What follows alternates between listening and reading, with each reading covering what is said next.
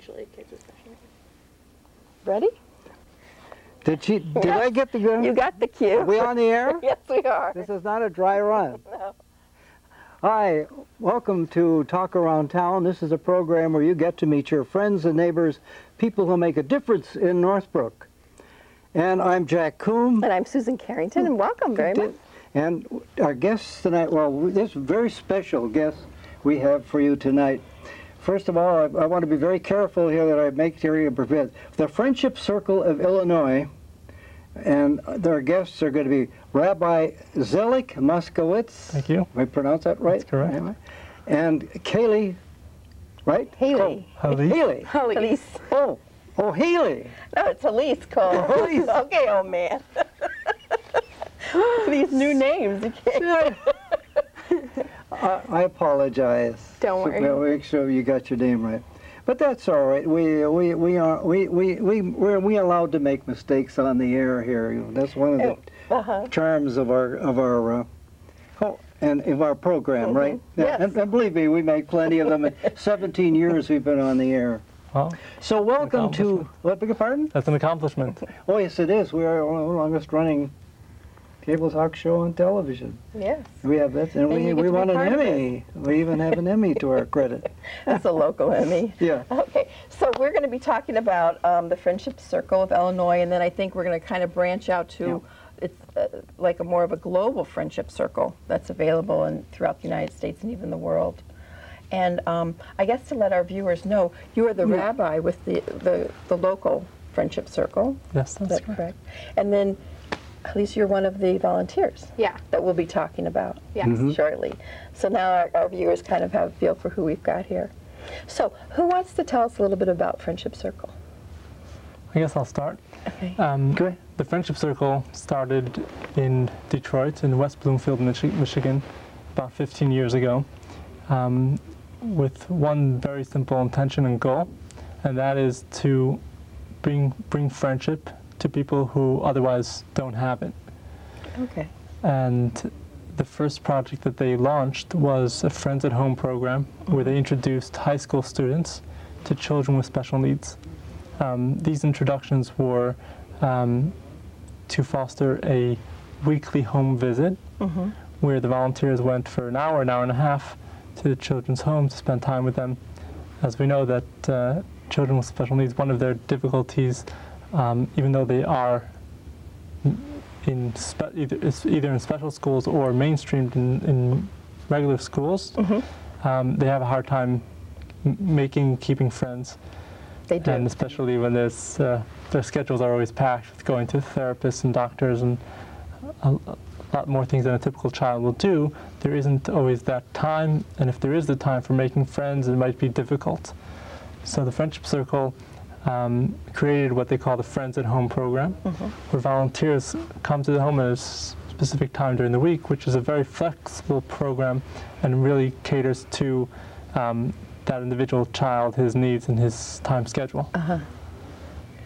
And also it also allows maybe the parents or the caregivers to have a little bit of a rest. Yeah. Do you actually, when you go in, do you kind of like take the children so that it does allow the caregivers a rest? I've done 3 Friends at Home so far. I did 1 last year, and I'm doing 2 this year. And Simultaneously, let's add. yes. Okay. 2 a week. When I first started, it was, for me it was kind of uncomfortable, so I was trying to get used to it. And so in the beginning, when you're first meeting the kid you're going to work with, the parents like to kind of stick around and give you some pointers. This is because each child has their own. They need different help and different.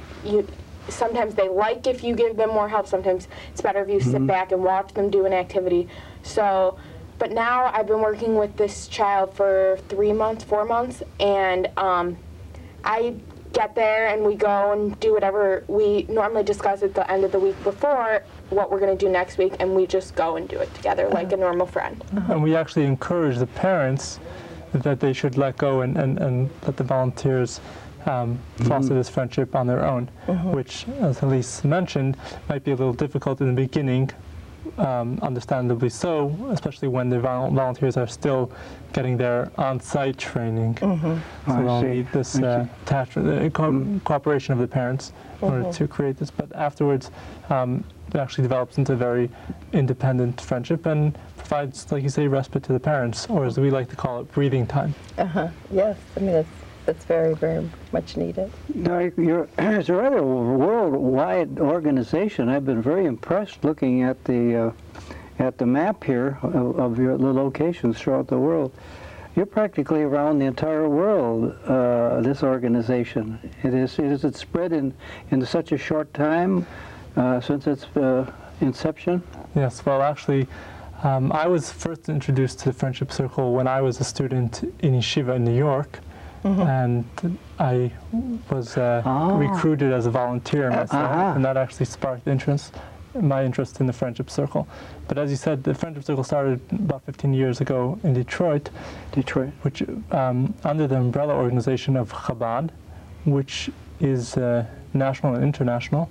And since its inception, when it started with only 15 volunteers, it grew very rapidly to now in Detroit they have 800. Close to 800 volunteers, and throughout the country and throughout the world there's a total of around 10,000 volunteers. That's wonderful. So being affiliated with the Chabad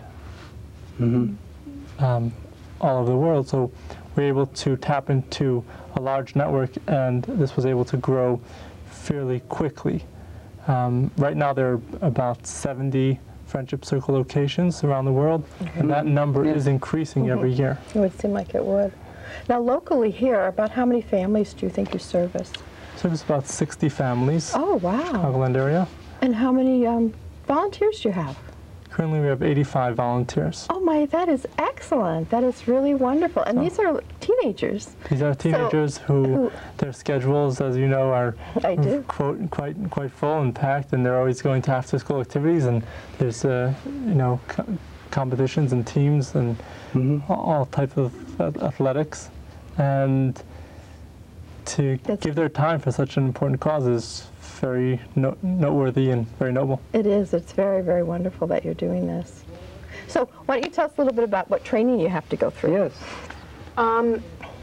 Before you can begin any type of volunteering, you have to go through volunteer training, which is about an hour and a half of training, and they bring in speakers to talk about, each time is a different speaker, and that's why I've gone so many times, because they're very interesting. And they basically teach you what to do with your special friends and what not to do, because even though we try to make it as normal as possible, as if you're just going to hang out with your friend, there are certainly things that you can't do the same that you would do with your friend. You obviously need to be positive. You cannot be negative with them. And they just teach you things, the way that you want to speak to them, the way you want to encourage them, and you want to be like their friend, even though sometimes you kind of want to be like their parent and tell them, no, you can't do that, but you have to just really be like their friend, and that's what they teach you.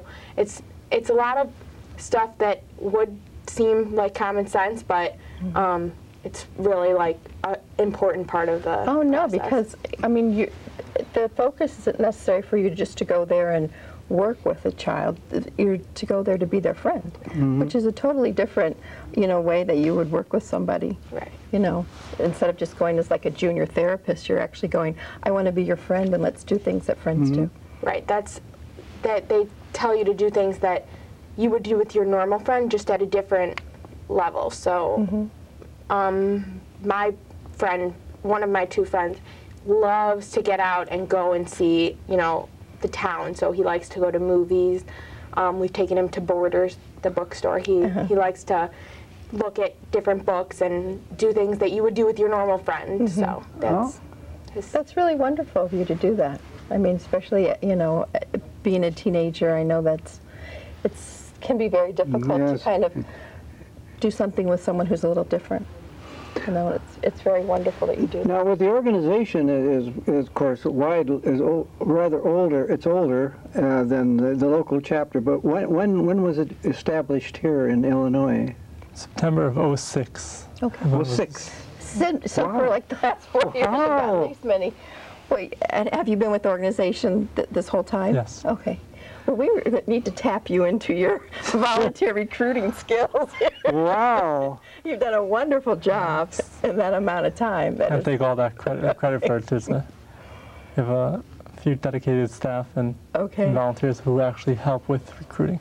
Okay, you've done a wonderful job. That's. Now, besides group training, do you have individual, where you work with individuals too? So don't you? Initially, we'll first have an interview with the volunteer and one of their parents.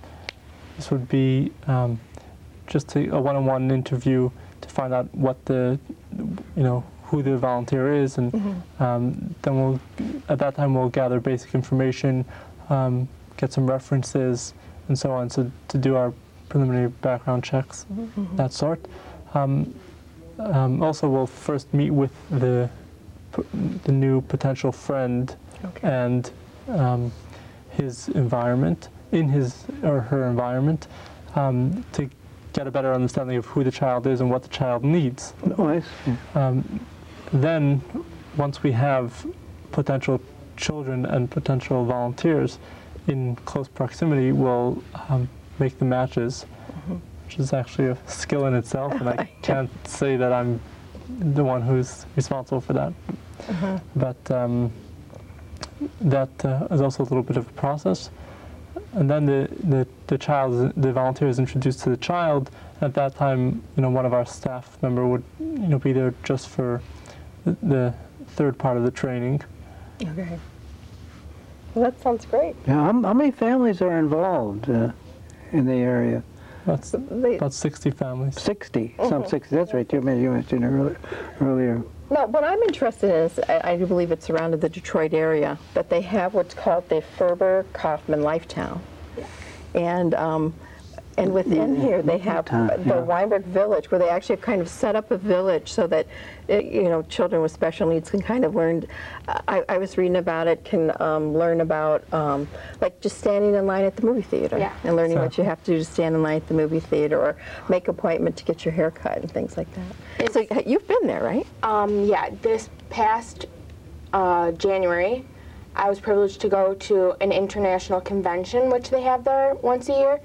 And basically for the Friendship Circle and for the volunteers. Okay. Yeah, the volunteers. So this year I think we had 100 volunteers who went, and we were able to get we had a lot of time to look around the place, learn about the programs there in Detroit, because they're like the most extensive Friendship Circle. They have a lot of programs. And the most interesting part, though, was to see this amazing facility that they have. And a little bit about what they have there is they have a pet shop, a grocery store, a bank, a library, a barber shop, a movie theater, doctor's office, and they have like a mailbox that you can put your letters in. And it's extremely real. So if you go into the pet store, you cannot buy the pets, but you can take the pets out, you can feed them. At the bank, you can, when you first enter this place, it's normally a group from a school that goes. They give you real money. I think they give you $12, I want to say. Okay. And you take that money, you have to go to the bank and fill out a slip to take out the money. Okay. And you have the money, and you have to learn how to keep track of money, because you can't just say, oh, I want to do this, this, this, and this, because you only have a certain budget. So some of the kids choose to go to the movies and get a soda, or some choose to get their hair cut. And then library cards are free, so all the kids fill out a slip for a library card, and they can go and read books. And there's everything there. There's stoplights, there's bicycles, so you can ride around as if it's... With a traffic control patrol person there, who, if you step out of line, or if you go into the street when it's still red, it would be an offense, and he can write a ticket, and see that's a transaction. Besides keeping track of the money they have and how they spend it, there's an ice cream cart there, and they could spend all their money on ice cream, but then they won't have anything left to buy in the gift shop. Right.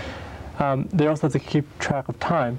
Right. Because the movie is shown at a certain time, and they have an appointment at the doctor's office, and if they want their hair done, they have to go book an appointment for that. So they're learning many things in this village at this, at the same time. And it's okay for them to make mistakes there, because it's in a controlled environment. The shopkeepers are all volunteers, adult volunteers, and the shopkeepers won't say, "Oh, look, you left your wallet out. Put it up. Put it back in your pocket." But they will kind of hint to them, "Shouldn't you put your wallet away?" Something like that, so that they learn exactly how to do things. Here's your change. Don't leave $10 sitting here. Take that with you. So, and then they have their teachers with them in case they have a meltdown or something like that. They'll still be in a controlled environment. So they generally plan to go for most of the day. Right. So actually, schools, all the schools in the Detroit area come to visit Lifetown, but usually they go back about 3 or 4 times during the school year. Okay. There are 20-something curriculums, so the school will prepare ahead of time which curriculum, what jobs they'll have to do, what appointments they have to make, and so on. So they'll be coming multiple times throughout the year, and as recently been noted, there's a great amount of progress has been made throughout the year by the children visiting a number of times. It would be because, going into a shop, if you're not familiar with it, I'm sure some of the children are very nervous about, not knowing what to do, doing the wrong thing, having someone say something to them that's kind of rude and, hurtful. And so that's really a wonderful thing to do, to put in the curriculum, to have them learn different stuff. And it really helps them integrate into society, because they're experiencing real life things, not something that's only secluded to a museum or something. It's an actual real life feel and real life experience. As we said, the Detroit was the first Lifetown. Yeah. There's actually one other one that has modeled itself after Detroit in Columbus, Ohio. Okay. And there are plans for another 2 or 3 in the United States. And our hope and dream is to have something similar to that. In Chicago. Yeah. Yeah, that is, definitely. That would be wonderful. Where are you located in Northbrook? Our offices are at the Chabad in Northbrook on Dundee and Ewell. Oh. And our programs take place in many different areas and communities. Oh, I see. Here at the Chabad in Northbrook, we have many of our trainings, our teen club. We have basically 3, besides the Friends at Home, we also have group events where parents can drop their children off and they can do activities as a group. So we have basically 3 different age groups of children's circle, and then teens with special needs, they have teen clubs, and young adults circle. So our teen clubs meet in the Northbrook Chabad. And some holiday programs. For the teen clubs, we do cooking and martial arts and arts and crafts. Oh, wow, that's wonderful. Which is really, really fun. Yeah. We have the martial arts that's, what is it called? Taekwondo or but it's located. The instructor? Yeah, he instructor is from White Tiger in Palatine. Black belt. Yeah, he is Master Lee. He's been very, very good. He's he really gives himself over to each child and tries to challenge each child according to their abilities, or to stretch a limit a little bit so that they can really get a feel for it. Especially here in Northbrook, I'm sure you know that moms are always taking their children after school to soccer and to clubs and this and that, and there hasn't been that opportunity for children with special needs, and some parents approached us, asked them if we would be able to host such after-school activities, and we started the clubs. And the kids love it. Oh, I can imagine. They have so much fun. Yeah, definitely, that would be. It's very interesting that you would have martial arts on your program. It interests me as a devotee of martial arts myself, a taekwondo. But we always try to get across some of the elements that you have in your organization. It's not just a defense, not just you know, a tough guy, you know, Chuck Norris sort of thing, bang him up. But we teach them citizenship, and we learn serenity. Exactly. And things like that. Discipline. And I can see where that type of program would fit in very well. And without well, the kicking and so forth. In fact, I'm still hurting from a roundhouse kick today on my hip. My wife said, "Why don't you give that up? You can't keep doing that stuff." Oh yeah, that's the wrong thing to tell me. So go down and do a spin kick. But no. But you know what I mean. It means it's. But the children enjoy it. And yes, and I can say I'm very. That really makes me happy. It's our third year having know that you have that in your curriculum. Service. That is really wonderful. So the volunteers, you get them from a lot of the high schools in the area? I'm assuming they're mainly teenage volunteers. And Yeah, I'm on the local board, and on the board we have 4 from GBN or 3 from GBN. Then there's 2 of us from Chicagoland Jewish High School. There's a girl who goes to Hannah Sachs in Chicago. And actually 3 of us go to Chicagoland Jewish High School. And 1 from Stevenson. 1 from Stevenson. So they're from all over. And part of this, part of the interesting dimensions of running this program here in Chicago, we're very spread out as a community, and we live in different communities. So one of the tricks, or one of the elements, is to find volunteers in the same communities where the families live. Okay. That makes sense. Because travel is an issue, and other things as well. So we're recruiting volunteers from many high schools in many communities. yeah, that's and also religious groups too, you know, like the local synagogues, or you get work in conjunction with them. Yeah, certainly. We actually are one of our yearly programs for Purim, do in conjunction with the Board of Jewish Education, and strong connection with many of the synagogues. We actually have volunteers from, last time I checked, I think it was 18 synagogues here in the Chicagoland area. So, although it's not all of them yet, but it's, we're definitely getting there. And there's definitely a lot of cooperation from the community and from the community rabbis.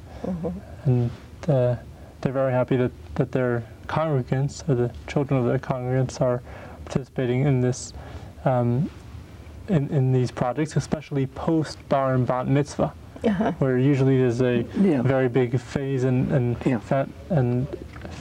what we call bar mitzvah fever. I know. Before the bar and bat mitzvah, the children want to be active and give to the community. But sometimes it happens that after their bar and bat mitzvah, that kind of fades away or cools off. Here in the Friendship Circle, our volunteers start at the age of 13. So we're really seeing a group of very dedicated, committed volunteers. And I guess above the rest. Does it include bas mitzvah too? Bar and bas mitzvah. So I was going to ask you that. I guess other religious affiliations have kind of, you know, mirrored after this, and you were telling us a little bit before the show. There's been some, not only here in Chicago, but also in other communities around the country, where they've seen the success of the Friendship Circle and the positive impact that it has on families and volunteers alike, that they wanted to include this in their own community. And they actually came to the Friendship Circle for guidance and you know, step by step of how to develop the program and to run it successfully in their own communities. Wow. So we only have, I think, just a couple more minutes, and then we just kind of wanted to... where did the time go? So, Halyse, you live in Northbrook? Yes. Well, tell us about yourself. Yeah, and tell us what schools you went to here. I went to Solomon Schechter Day School, and now I'm at Chicagoland Jewish High School. And where is that located at? It's in Deerfield. Deerfield. It's Lake Cook and Pine. and I got involved in the friendship circle 2 years ago, and not really so much till this year. I've been more involved than I was in the past, but I made a really strong connection with my buddy this year, and it's a different kind of friendship that you can't get anywhere else. The families involved are very committed and love the program, as do us volunteers. Every Wednesday I go to this boy's house, and Sundays I go to a girl's house. And just walking in the door, you feel like you have a place, and you feel like you're actually needed. You know, sometimes something might come up and you'll cancel on a friend, but I would never think to cancel on my buddies, because it's something that they really care about, and you can just feel the energy in the air. That's right. That's really wonderful. And we're very fortunate to have such volunteers like Halyse. Yes, I can see that. Yes. That is. And you're in Northbrook now? Now I live in Northbrook.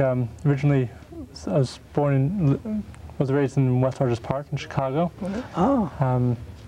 My parents moved here about 9 years ago, and I was then studying abroad. I actually was introduced to the Friendship Circle when I was studying in yeshiva in school in New York. Okay. And that's where I was recruited as a volunteer, and that sparked my interest. And eventually, after being married and living away from the Chicagoland area, I lived in New York with my wife for about a year.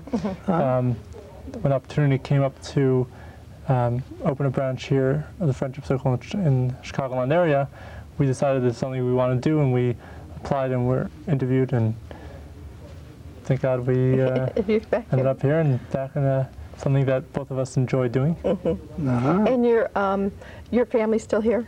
Yeah. Your parents still live Parents here? still live here. Okay, so your family's here too. Yeah, we're very, very lucky. Yeah, and is your wife from the Chicagoland area as well? My wife is from California. Oh, from California, okay. Children? Yes, we have 4 children. You got to give their names, because that's one thing about this show. People get on our necks if we don't give Okay. their names. My wife is Bossy, and our children are Chaya, And Kaya. Zvi, Chana, and a new baby boy, Oh, wow. soon to be named. Yeah. Born last week Thursday. Oh my God, congratulations, that's wonderful. Quickly, where did you get your training, Rabbi? He's still in New York. Where in New York? I mean, Friendship Circle training? yeah. In New York. That was my initial training there, but then it continued. We have annual conferences, the Friendship Circle directors.